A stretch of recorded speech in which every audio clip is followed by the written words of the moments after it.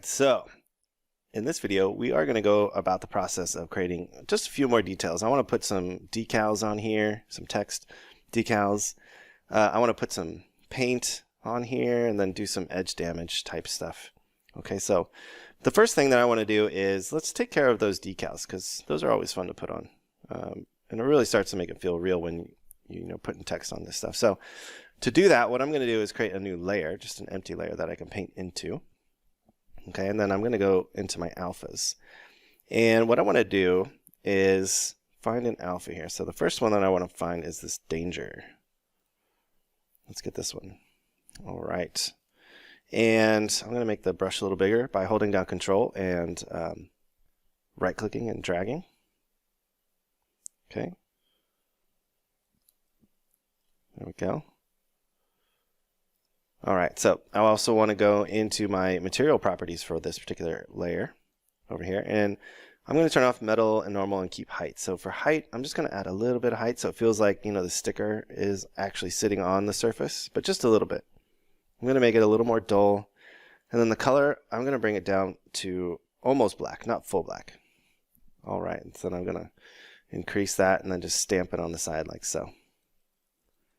And I think that works out pretty good. So with that in place, what I want to do is I want to kind of damage it a little bit. So let's go and add a black mask. It's going to get rid of the decal. And then what I'm going to do is apply a generator and then apply the dirt generator. And you can see it kind of came back really subtly, but what I can do is just pull up the dirt level a little bit more like that. Increase that contrast so it really feels like the sticker has been, kind of damaged. I'm going to use triplanar for this. And I'm going to pull back the scale a little bit, make it a little bigger. And maybe add some more grunge or less grunge. There we go. Now this is cool because anytime I add to this particular damage, let's pull it back a little bit more. So if I add another sticker, it'll actually just apply the mask to it.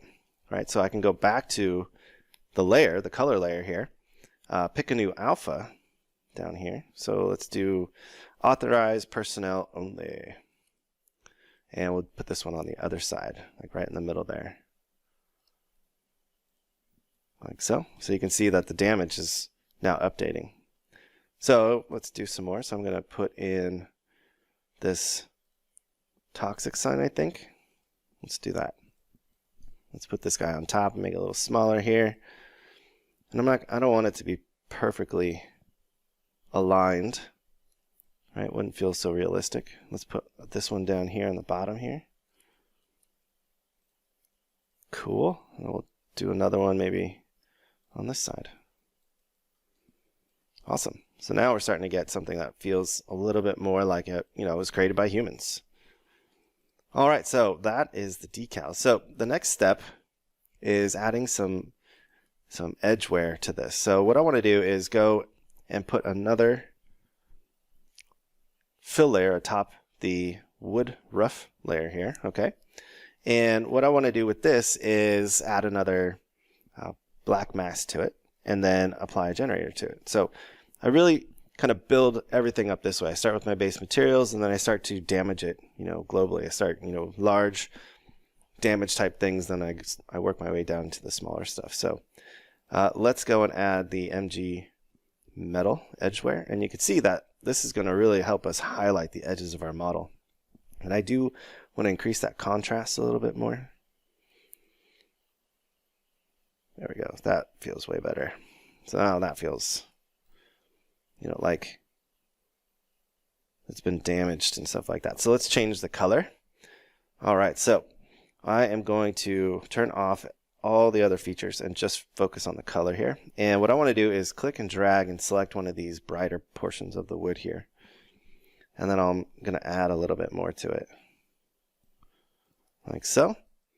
And with that, I'm then going to do a color dodge type of burn. And that makes it feel like those edges are damaged. Or just at least worn away, right?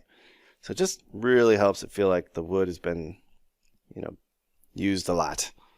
And scraped up a lot and stuff like that. So there we go. Perfect. Okay, so now I want to add the paint. And this will be the last thing that we actually do for this particular object. Now, you don't need to add paint. I just really wanted to put it in here. So what I'm going to do is basically the same process. I'm just going to add a new fill layer.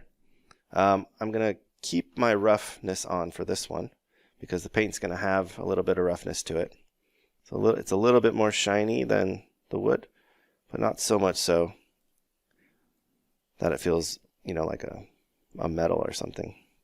I'm going to pick more of a military green type color, and that's definitely a little too green. Let's go a little more on the brown side there.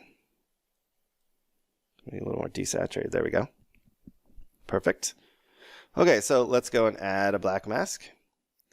And then we will add a generator to that mask. And I'm going to do the metal again. And then what we'll do is we'll invert it. And that will give us the paint, but will reveal those edge damages. And we can then go and just mess this up even more. Play around with all these. I'm going to turn on triplanar again, make my grunge scale a little bigger. There we go. And there you have it. That is a perfectly acceptable prop. Maybe the paint's a little too shiny, so we just come back and adjust that a little more. That feels better. Probably even a little more. There we go. We now have a ammo crate that was created procedurally. We can always go back to Houdini and make a whole bunch of different variations. So a smaller one, a longer one, a wider one, a taller one. All right, and then just process it through. So we could go and put this all into a folder and create a smart material out of it, and it will go and just retexture whatever version that we pump out of Houdini. All right, so I'm going to leave you guys there. I really appreciate you guys watching the video. I hope you learned a lot from this particular series. I'm going to try to pump out a bunch more prop type series, because every single time I make a new prop inside of Houdini, I learn something new, and it really just furthers your understanding of how to use all the nodes inside of Houdini. Plus, it really speeds up your pipelining, your process. So I really encourage everyone to, at least give it a try. You might end up using parts of Houdini. I really, really love the process, and so I hope this helped show you guys how it all works. All right, thanks so much. I'll see you in the next course.